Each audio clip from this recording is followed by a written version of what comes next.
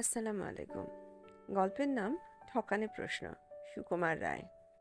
গণেশ দাদা বললেন, একটা গরুর গলায় 10 হাত লম্বা দড়ি বাঁধা আছে। সেখান থেকে 25 হাত দূরে একাটি ঘাস আছে। কেউ ঘাস এগিয়ে দিল না, দড়ি ছিঁড়তে হলো না, অথচ গরু অনায়াসে সেই ঘাস খেয়ে ফেলল। বলতো, এটা কি করে সম্ভব হয়? দামু বলল, বুঝেছি। খুব হাওয়া হলো আর ঘাস উড়ে এসে পড়ল। গণেশ দাদা বলল, তাহলেই তো এগিয়ে দেয়া হলো।